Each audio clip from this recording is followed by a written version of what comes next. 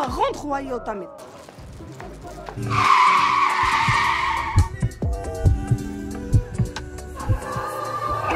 Salma, réalisé par J.D. Djigo, est tout simplement un régal pour les yeux. Did you see that slow-mo? Oh my goodness. Non, ce slow motion était juste parfait. Ces 2 premiers épisodes sont un sans faute. C'est vraiment un régal cinématographique, mais aussi au niveau des acteurs qui sont juste plus élégants que jamais. Les acteurs enchaînent les looks magnifiques. Souleymane Djoulou est juste très élégant dans ses power outfits comme ça. Un réel plaisir de le revoir sur nos écrans. Et on se doute que si Souleymane Djoulou a choisi Invictus TV pour faire son grand retour, c'est que cette série en vaut la peine. Salma est une série bouleversante, touchante, remplie d'espoir, comme la robe verte portée par l'actrice dès les premières scènes. Cette première apparition en dit long sur ce personnage, mais aussi sur toute l'histoire qui va suivre. Dans cette vidéo, on va donc parler de ces 2 premiers épisodes de la série Salma que vous m'avez recommandé à plusieurs reprises et je dois vraiment vous remercier parce que c'est grâce à vous que j'ai découvert cette série. Dès que la bande-annonce est sortie, vous m'avez dit Sylvia, arrête tout, stop everything. Sylvia, faut absolument que tu analyses cette série parce que c'est du lourd. Certains d'entre vous la connaissaient déjà parce que Salma était d'abord une chronique écrite par Nanaba qui a été lue par plus de 6 millions de personnes dans le monde, les gars. Un incroyable succès. Donc sur Wattpad, la chronique s'appelait Entre feu et passion. N'hésite pas dans les commentaires. Dis-moi si tu fais partie des chanceux. Tu en avais déjà entendu parler avant cette adaptation cinématographique. Par rapport au résumé, donc on va résumer un petit peu pour ceux qui, comme moi, n'avaient jamais entendu parler de cette série ou de l'histoire tout simplement. Salma met en lumière le combat d'une femme moderne, généreuse pour vaincre tous les préjugés de la société sénégalaise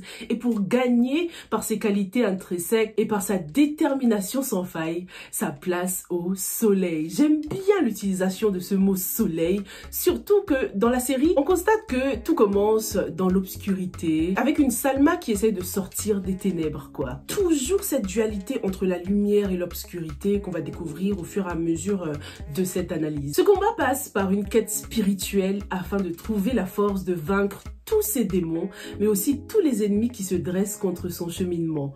En cela, Salma est un message, un espoir, une lumière pour toutes les femmes, pour leur dire que rien n'est figé en ce monde, que toutes les femmes ont leur chance pour transformer leur vie et leur monde avec de la volonté et un peu de guidance et l'amour de soi et des autres. Oh, c'est tellement profond. Dès que j'ai lu ce résumé là, je me suis dit non, faut absolument qu'on en parle, qu'on le partage. Parce qu'on sent déjà la profondeur, rien que dans le résumé, quoi. On sent que le message sera vraiment profond. On parle de combat, on parle d'espoir, on parle d'amour de soi et des autres. C'est vraiment plus dur que ce qu'on pense. Éviter d'être trop dur avec soi-même, apprendre à accepter les défauts de l'autre, c'est très dur. Salma, c'est vraiment une série pleine de high and lows, pleine de hauts et de bas, parfaitement représentée une fois de plus dans ses premières scènes, avec cet escalier qu'elle monte, synonyme d'espoir. Dès que j'ai vu Salma, Hajara Salma pour la première fois, j'ai cru en elle tout de suite. Malgré son look provoquant, le fait que ce soit une meuf de la night, dès qu'on nous l'a représentée comme ça en train de monter, on la découvre en plus au fur et à mesure, parce que c'était très sombre, donc plus on monte, plus on découvre son joli visage. Tout ça, plus sa robe verte de l'espoir m'a fait croire en elle en fait tout de suite. J'y crois lorsque je la vois pleurer, j'y crois lorsqu'elle dit à ses parents qu'elle a vraiment envie de changer, mais ce n'est pas chose facile lorsqu'on est dans un environnement toxique. La toxicité ici se traduit par plusieurs choses, par la drogue et l'alcool bien sûr, mais aussi par les personnes qui sont dans la vie de Salma, par son entourage. Sa meilleure amie par exemple a clairement de l'emprise sur elle et ici l'emprise est représentée par plusieurs choses. Déjà cet appartement là, l'appartement de Raki, ça t'a pas donné l'impression que c'était un peu étroit, un peu comme dans un sous-sol, comme une prison. Genre il faut monter les escaliers pour vraiment voir de la lumière, pour avoir une lueur d'espoir. Et puis regardez les murs aussi, avec le background cinématographique qu'on a les gars. À quoi ça vous fait penser? Si je vous dis araignée, maman, vous pensez à quoi? Vous l'aurez bien deviné, ça nous fait penser à l'emprise. Salma est clairement sous l'emprise de son lifestyle et quand elle essaye de s'en sortir, quand elle essaye d'y échapper, elle se fait rejeter. Elle se fait beaucoup juger aussi, notamment par Tidiane, son frère, le 3 fois saint là, lui qui est le saint des saints. C'est bêtise, c'est bêtise. Je t'attends au tournant. Ah non, Tidiane, il m'a énervé. T'as vu comment il parle à sa femme? Oh non, ça m'a il m'a dégoûté. Bon, bref. Revenons sur Salma. Tidiane, son tour arrive. Salma, on la rencontre dans un moment assez particulier de sa vie. Lorsqu'elle essaye de sortir des ténèbres, représentées encore une fois dans les premières scènes. On la découvre en pleine nuit comme ça, literally dans les ténèbres. Et dès qu'elle arrive au bout, genre au bout des escaliers, bam, elle se fait choper par Tidiane comme ça. Ça représentait vraiment le fait qu'elle avait du mal à s'en sortir et surtout qu'elle était incomprise. Salma, j'ai l'impression que c'est quelqu'un qui tend la main, qui a envie qu'on lui vienne en aide, mais personne ne lui saisit cette main-là, donc difficile de sortir des ténèbres, en tout cas pour l'instant. C'est vraiment dur pour elle, qui vit dans une espèce de prison, et cette notion de prison est super bien représentée, surtout lorsqu'elle va chez ses parents. Lorsque sa famille la met à la rue, Salma se retrouve en prison, D'ailleurs, super choix de la porte avec les barreaux là qui représentaient bien la prison, mais dans ce contexte, la rue, le dehors, c'est pas du tout la liberté pour Salma, au contraire, c'est une prison. Elle quitte sa famille, cet environnement sain, pour finir dans un environnement toxique.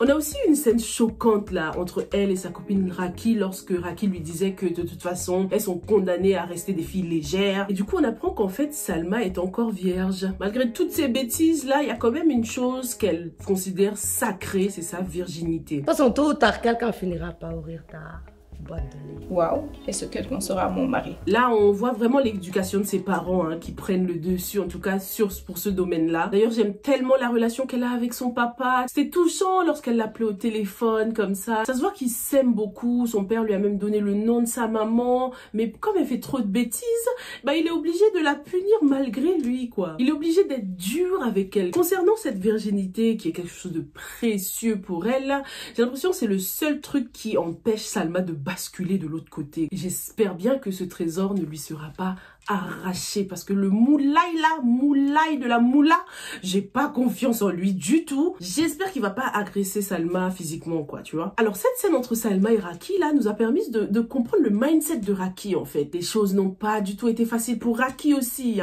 Elle a une vision assez fataliste de la vie, contrairement à Salma qui elle garde espoir, elle sait qu'elle peut changer même si c'est difficile, quoi. Raki elle elle n'a pas l'intention de changer, c'est comme si elle croit qu'elle ne peut pas y arriver en fait, elle n'essaye même pas en fait Raki, alors qu'elle le pourrait, Raki oublie que rien n'est figé et qu'elle a le pouvoir de break son generational curse, quoi. Donc on apprend que sa mère l'a vendue quand elle était petite, c'est assez traumatisant quand même, faut pas se mentir. C'est clair qu'elle a vécu un hard knock life Raki, c'est sûr. En plus ce qui fait que son cas est un peu plus grave que celui de Salma, c'est que Raki n'a pas de role model en fait. Salma elle a ses parents, des parents exemplaires, des gens sur qui elle peut prendre exemple. Elle a des grands frères, on dirait que c'est la plus petite de la famille, je suis pas sûre parce que le ciré là, il avait l'air jeune aussi, mais Salma a l'air d'être la dernière. Donc elle a des role models, tu vois, mais Raki, elle n'a personne. Depuis l'enfance, c'est une meuf de la street, elle ne connaît que la rue, donc en vrai on peut pas vraiment la juger aussi. On peut pas juger sa façon de penser parce qu'elle a une vision du monde complètement différente de celle de Salma, quoi. Et Raki, elle est assez dure avec elle-même, ça se voit qu'elle a un petit bon fond. Contrairement à toi, j'ai pas un cœur de pierre, moi. Mais franchement, ses paroles étaient très dures. Elle est très dure avec elle-même, Raki. Concernant son amitié avec Salma, on a tout de suite compris que ça ne tenait pas du tout la route.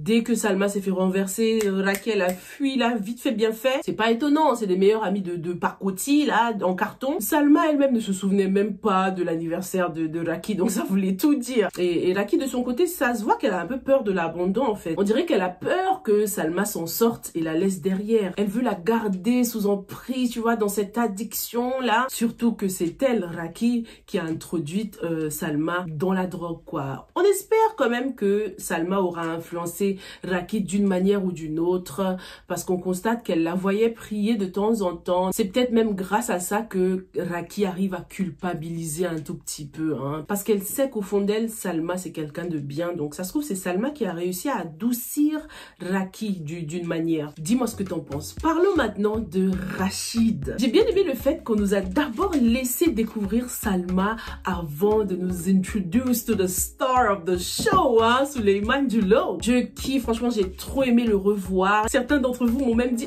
du moment qu'il y a Souleymane Djoulo, je regarde. Et il y a des acteurs comme ça, hein, t'as juste envie de regarder la série parce qu'ils y sont. Tu t'en fous de l'histoire carrément. Du moment qu'ils sont là, tu regardes. C'est ça le marketing, les gars. C'est pas pour rien que des fois on prend des grosses têtes là. C'est aussi pour attirer, hein, pour que l'audience soit captivée. En tout cas, mention spéciale à tous ceux qui s'occupent des costumes, du maquillage. Il y a vraiment un travail excellent dans cette série. J'adore le costume de Souleymane. Impeccable, hein, très élégant, moderne. J'aime beaucoup le rouge choisi, hein, le rouge du feu, donc le danger, le combat et de la passion, donc l'amour, quoi. C'est sûr que notre emoji pour cette série, c'est le cœur avec la flamme, là. Mettez des cœurs avec des flammes dans les commentaires. C'est notre emoji officiel pour la série Salma. Rachid, dès qu'on le voit, c'est le contraire de Salma. Déjà, on le découvre la journée, contrairement à Salma qu'on découvre la nuit. On remarque qu'il vit dans un monde assez parfait. On comprend que c'est un esprit sain dans un corps sain. Il a une bonne routine. Il est moderne, riche, il a un bon poste dans sa société, tout marche pour lui en fait. Et au niveau de sa personnalité aussi, rien à dire. Hein. Malgré sa richesse, son influence, c'est pas un homme à femme. On apprend même que aucune femme n'est jamais montée dans sa voiture à part sa mère et ses sœurs. Donc les femmes, ça l'intéresse pas. C'est pour ça que Asta, elle a beaucoup de mal, hein, à se faire une place dans la vie de cet homme saint. Donc sainteté et sanité. Hein. Saint dans le cœur et dans l'esprit. L'histoire de cette série tournera autour de ces deux personnages, donc Rachid et Salma, qui tomberont amoureux et qui viennent de deux mondes complètement opposés. Hein. Bon, pas si opposés que ça, parce que leur point commun, c'est quand même la religion. En tout cas, j'ai kiffé le contraste. Oh là là là là, ça c'était trop bien. Le contraste entre la musique qui se jouait en boîte et la musique dans la voiture de Rachid. Salma, Salma.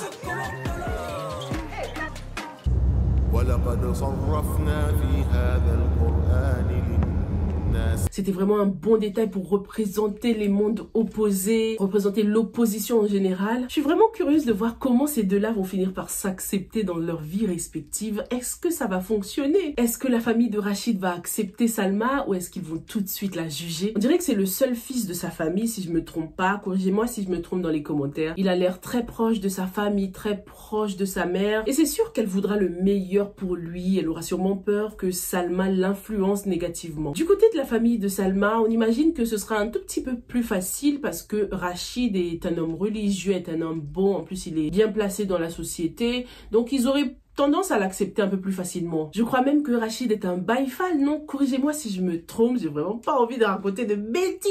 D'ailleurs, par rapport à cette série, je ferai beaucoup plus des analyses vraiment cinématographiques, sans trop entrer dans les détails par rapport à la religion et tout ça. Je ferai peut-être parfois des omissions volontaires pour éviter de dire n'importe quoi parce que je maîtrise pas en fait la religion musulmane. Ce qui me plaît dans cette série, c'est vraiment l'univers, hein, l'ambiance, le color scheme qui a été choisi, le clair-obscur même parfois. Il y a une utilisation parfaite de la lumière, rien n'est fait au hasard, les couleurs sont bien choisies. On constate même ce clash entre le bien et le mal dans la luminosité. Il y a clairement un clash entre les forces négatives et les forces positives, hein, d'où le combat marabout versus imam. Tous les deux considérés comme très puissants dans certaines sociétés, les marabouts peuvent parfois avoir une importance capitale dans la société. Vous entendrez souvent les gens dire ouais c'est un grand marabout, ouais c'est un grand marabout, ouais marabout, on parle d'un marabout là, quelqu'un qui utilise son pouvoir pour changer le destin, chose que d'après ce qu'on comprend dans les paroles de l'imam est interdit. En tout cas, j'aime bien ce combat spirituel qu'il va y avoir entre le bien et le mal, entre les ténèbres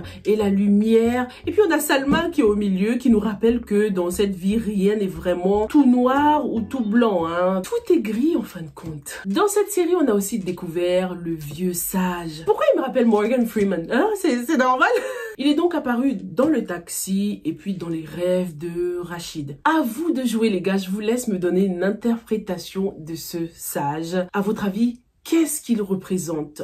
Prenez en compte la façon dont il a été représenté, la couleur qu'il porte et les moments spécifiques pendant lesquels il apparaît, et essayez de me faire votre propre analyse de ce personnage dans les commentaires, ok? En tout cas, ce qu'on retient avec cette série, c'est qu'elle nous apprend beaucoup par rapport à la deuxième chance. Elle nous apprend que tout n'est jamais tout blanc, tout noir, comme je l'ai dit. Elle nous apprend aussi que les apparences sont trompeuses, hein. Salma a un look très provocateur, elle porte des mini-jupes, elle prend de la drogue et pourtant, elle a un bon cœur, hein, elle a un bon fond. Contrairement à Asta et sa mère là, qui taffent dans une banque islamique et qui font des choses pas très catholiques. C'était tellement pas discret lorsqu'elle a voulu poser le truc là dans le pot de fleurs. Je me suis dit mais pourquoi elle fait ça? Et puis son ouais tu sais je l'aime là. Tu sais je l'aime. Oh c'était tellement pas crédible. J'étais pas du tout choquée hein, lorsqu'on l'a découvert à l'hôtel avec un autre homme. Hein. C'est sa mère qui la pousse à faire toutes ces choses. En fait elle-même n'a pas du tout envie. Elle s'en fout en fait. Tout ça a sûrement un rapport avec l'entreprise et la fortune familiale, hein, c'est sûr.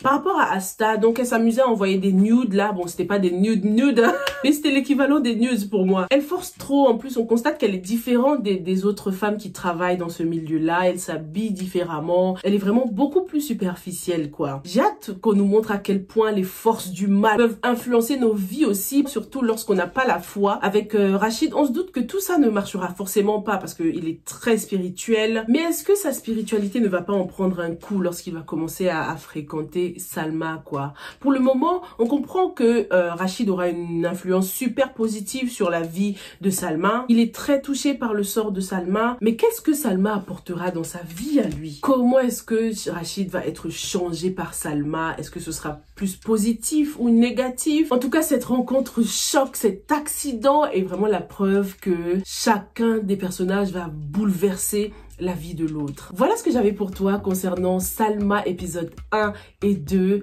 N'hésite pas à me dire ce que t'en as pensé. Merci beaucoup d'avoir regardé cette revue jusqu'au bout et on se retrouve dans la prochaine. Stay safe and stay blessed. Bye!